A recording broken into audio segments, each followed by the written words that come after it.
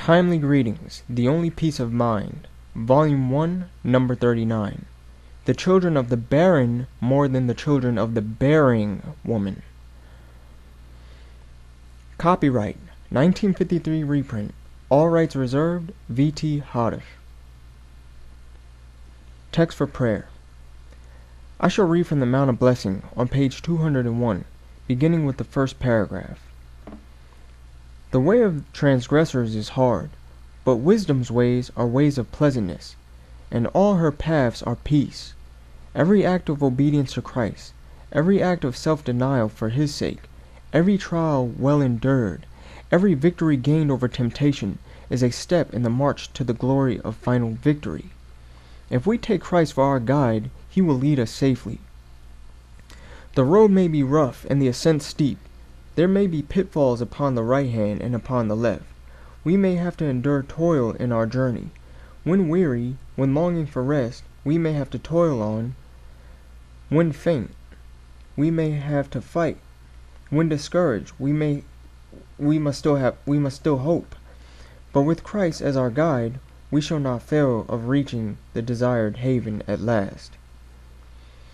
According to the reading, we ought to pray for wisdom and for determination to walk in the ways of the Lord. Only his ways are pleasantness and peace. When we must deny ourselves of something, or when we must endure a trial to gain a victory over temptation, we are to feel that these are steps toward final victory, and shall see that to live the life of sin is, as it were, to live down in the gully, down where we naturally find ourselves from birth up. To get to live on the mountaintop, the kingdom, one must, as it were, climb the steep and rough mountain road. To climb the road may seem hard, but after the last step is made and the peak of the mountain reached, there is joy and comfort, confidence and victory, which no language can describe. The children of the barren more than the children of the bearing woman. Text of address by V.T. Hadish, minister of Davidian Seventh-day Adventist. Sabbath, May 3rd, 1947. Mount Carmel Chapel, Waco, Texas. Before we begin our study verse by verse of Isaiah 54, we shall read verse 1. Isaiah 54, verse 1. Sing, O barren, thou that didst not bear. Break forth into singing, and cry aloud, thou that didst not travail with child. For more are the children of the desolate than the children of the married wife, saith the Lord. Two women are here brought to view. One is barren, and the other is not. The barren woman is encouraged to break forth into singing, for she is promised to have many more children than the one who is having children. To learn who these women are, let us turn to the 4th chapter of Galatians. For it is written that Abraham had 2 sons, the one by a bondmaid, the other by a free woman.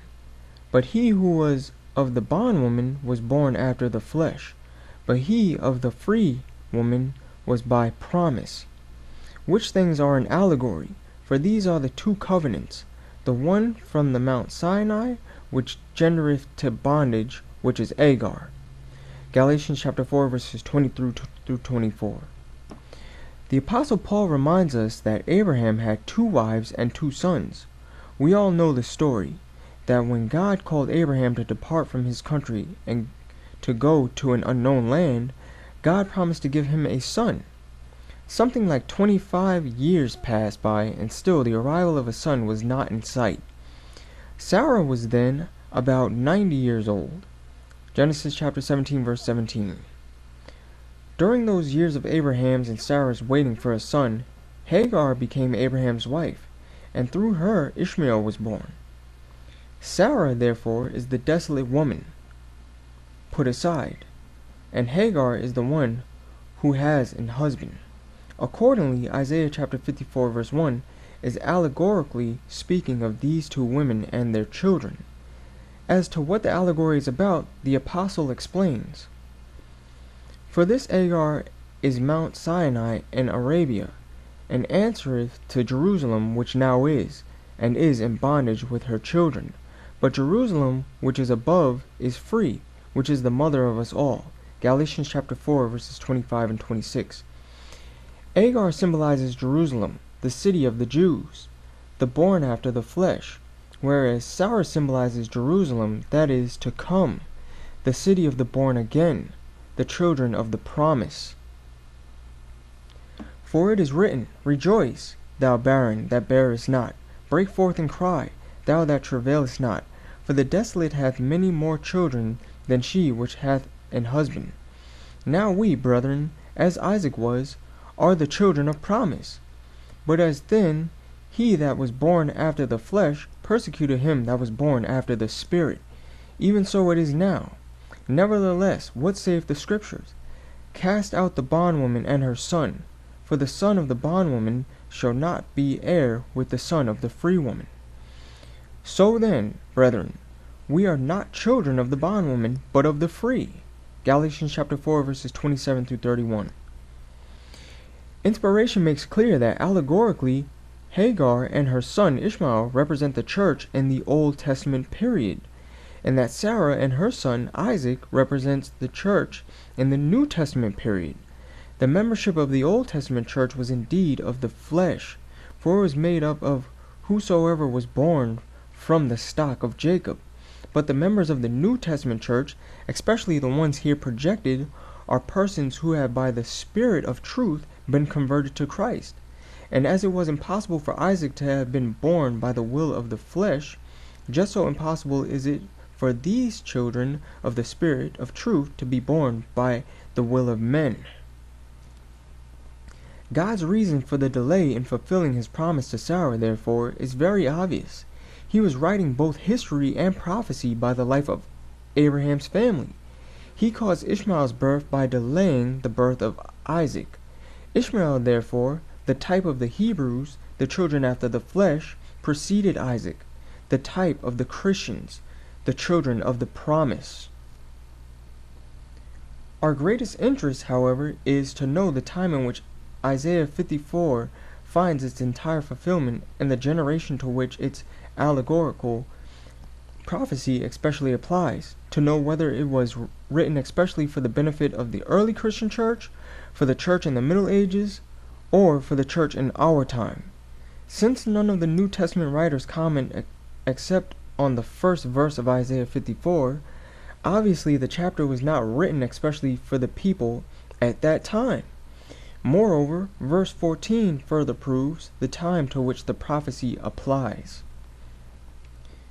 In righteousness shalt thou be established, thou shalt be far from oppression, for thou hast not fear, and from terror. For thou shalt not fear, and from terror, for it shall not come near thee. Isaiah chapter 54, verse 14. The promise to this latter section of the Christian church is that she shall be far from oppression, be not ruled by another people, that terror will not come near her, and that she will have no need to fear. In view of the fact that the church hitherto has never been free from any of these, logic rules that she is yet to realize these promises. Hence, the generation to which this chapter is addressed, the church that is to receive these promises, is not in the past, but in the future. And the fact that inspiration now for the first time unseals these long-concealed promises, and now brings them to attention, makes them meet in due season. The truth is obvious. The church, after this announcement has done its work, is soon to merge into this glorious period of time. Furthermore, verse 15 says, Behold, they shall surely gather together, but not by me. Whosoever shall gather together against thee shall fall by thy sake. Fall for thy sake. I'm going to read that again. Behold, they shall surely gather together, but not by me. Whosoever shall gather together against thee shall fall for thy sake. Isaiah chapter 54, verse 15. Here she is warned that her enemies will gather together against her, but not by the Lord. They will therefore not prosper, but will fall for her sake. Her enemies will never again be able to carry any of her members into captivity, not into prison, nor in flames of fire, nor in dens of beasts. She is never again to see the Assyrian or the Chaldeans prosper against her, neither is she any more to suffer the persecution by the Jews and by the Romans. All of these are now in the past, and their reoccurrence all of these are now in the past, and their reoccurrence will have no effect on her. Behold, I have created the smith, that bloweth the coals in the fire, and that bringeth forth an instrument for his work. And I have created the waster to destroy. No weapon that is formed against thee shall prosper, and every tongue that shall rise against thee in judgment thou shalt condemn. This is the heritage of the servants of the Lord, and their righteousness is of me, saith the Lord. Isaiah chapter 54, verses 16 and 17. So far, the weapons that were formed against the church have prospered, but the church here in prophecy is to be protected, and being completely in God's hand, everyone that rises against her in judgment she will condemn by truth and righteousness. Our existence and success in the work of God, therefore, is no longer a mystery. Prophecy plainly points out that many are rising against us, but none have and none will ever prosper. God, who created the smith and the waster to destroy, is just as well able to create peace and security. The spirit of prophecy reiterates thus: As the saints left the city and villages, they were pursued by the wicked, who sought to slay them. But the swords that were raised to kill God's people broke and fell as powerless as a straw. Angels of God shielded the saints as they cried day and night for deliverance. Their cry came up before the Lord. Early Writings, page 284 and 285. But if his people remain separate and distant from the world, separate and distinct from the world, as a nation that do righteousness, God will be their defense, and no weapons formed against them shall prosper. Testimonies, volume 5, page 601. The lesson is clear. The church is emerging from one period and merging. I'll read that again. The lesson is clear. The church is emerging from one period and merging into another. She is at the dawn of a new day. Her glory is now to be manifested, her great work finished, and all her children, a great multitude, saved. Rather than her enemies triumphing over her, she is to triumph over them. Since the church as a whole is here represented by both mother and children, we should know what part of the church is represented by the mother and what part by the children. According to verse 17, the chapter concludes that the servants of the Lord, those who bring forth converts, constitute the mother, and their converts, the laity, constitute the children. What is meant by her travailing in birth? For the answer, let us turn to Galatians chapter 4, verse 19.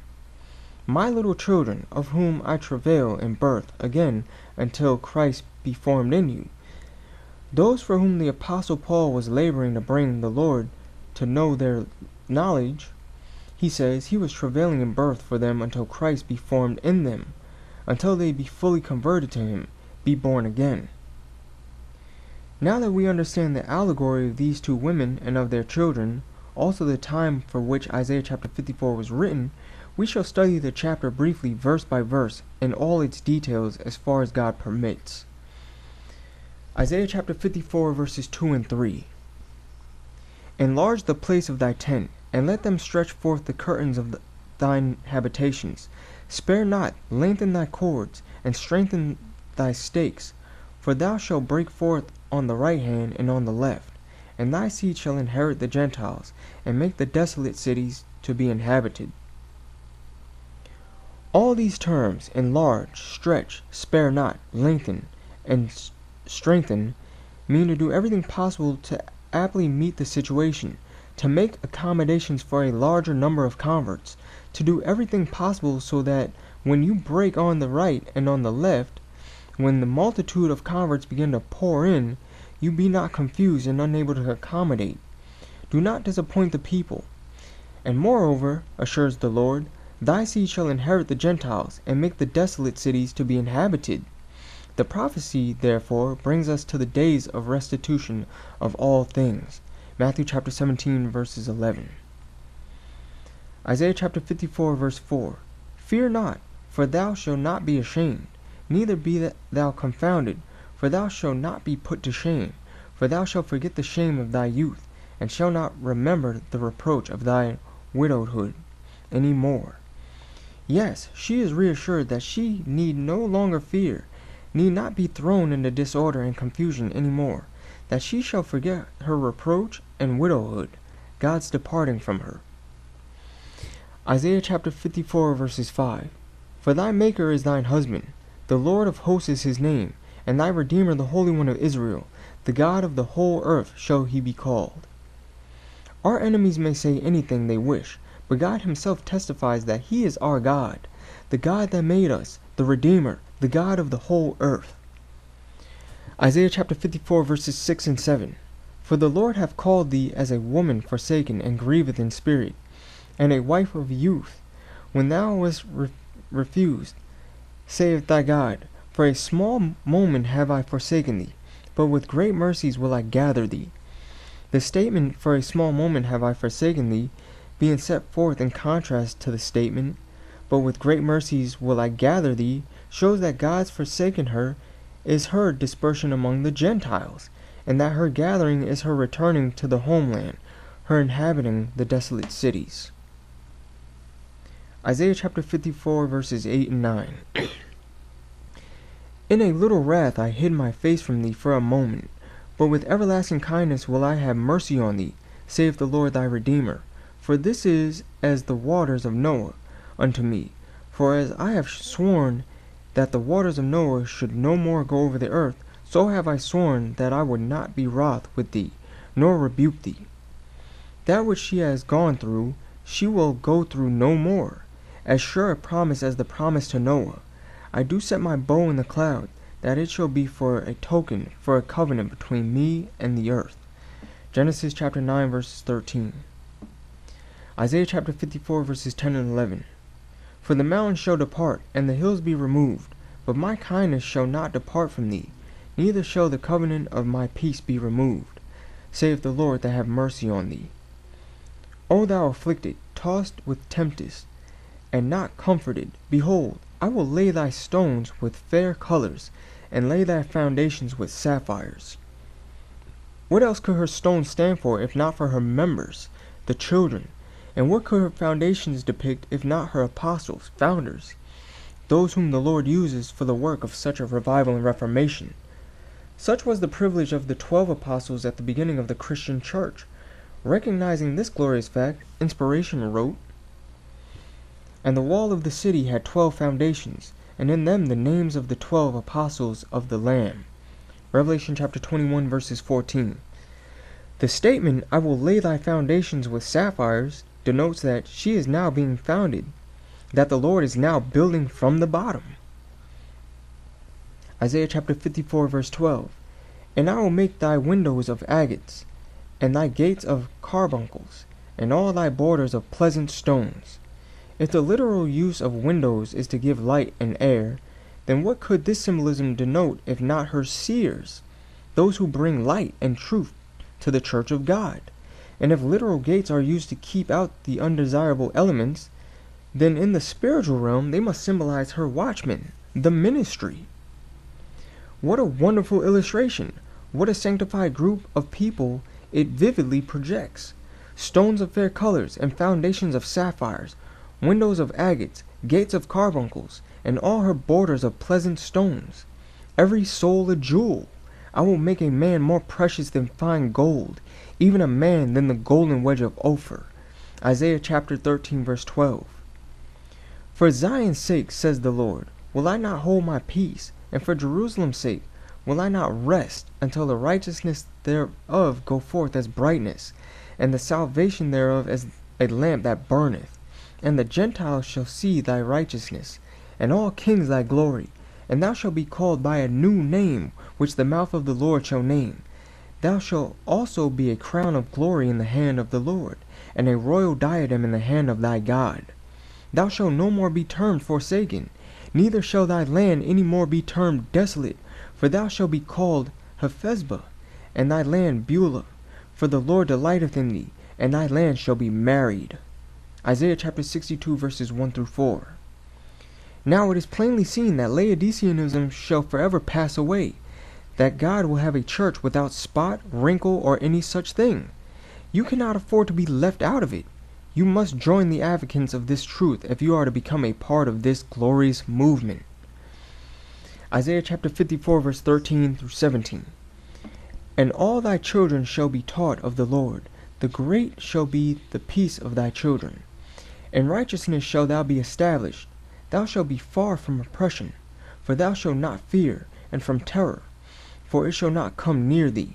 Behold, they shall surely gather together, but not by me. Whosoever shall gather together against thee shall fall for thy sake. Behold, I have created the smith that bloweth the coals in the fire, and that bringeth forth an instrument for his work. And I have created the waster to destroy. No weapon that is formed against thee shall prosper, and every tongue that shall rise against thee in judgment thou shalt condemn. This is the heritage of the servants of the Lord, and their righteousness is of me, saith the Lord. Evidently, we are slow to be convinced that the mighty God of Jacob is able to protect and to keep us from all evil, else he would not be trying time and again to convince us of his ability by further explaining that as he has created the smith and the waster and has put them to work, just so he is able to make their instruments and efforts of none effect. God's persuasion, you see, is such that a little child can understand. All these promises are the heritage of the servants of the Lord. How can we afford to let them go? Are they not cheap enough? Since faith is all they cost, let us therefore believe, and they shall be ours forevermore. We have now learned that Abraham's 2 wives and 2 sons are an allegorical forecast of the Old and New Testament churches, that Ishmael's arrival prefigured fleshly Israel, and that Isaac's arrival prefigured spiritual Israel, the Christians. That Ishmael persecuting Isaac was a forecast of the Jews persecuting the Christians. That Abraham's act of disinheriting and sending Agar and her son away from home foreshadowed God's act of putting away and disinheriting fleshly Israel. That only those who are born again, born of the Spirit, will inherit the kingdom. That Isaac, who came into this world only by the power of God, foreshadowed the Christian church, but especially the soon coming kingdom church, in which there is to be no Ishmaelite, no person brought in by the will of the flesh, no tares, no bad fish, no goats, only saints, only such as should be saved, and no one can be such as should be saved if he does not believe what the word says, if he does not take his stand on truth's side. Only they that hunger for truth and righteousness will be filled and become his precious jewels, fit to be a part of this Lord's jewel building. And they shall be mine, saith the Lord of hosts, in that day when I make up my jewels, and I will spare them, as a man spareth his own son that serveth him. Then shall ye return, and discern between the righteous and the wicked, between him that serveth God and him that serveth him not. Malachi chapter 3 verse 17 and 18. It is a terrible thing to disbelieve the word of God, for to be indifferent, indecisive, and inactive. I'll read that again. It is a terrible thing to disbelieve the word of God, or to be indifferent, indecisive, and inactive.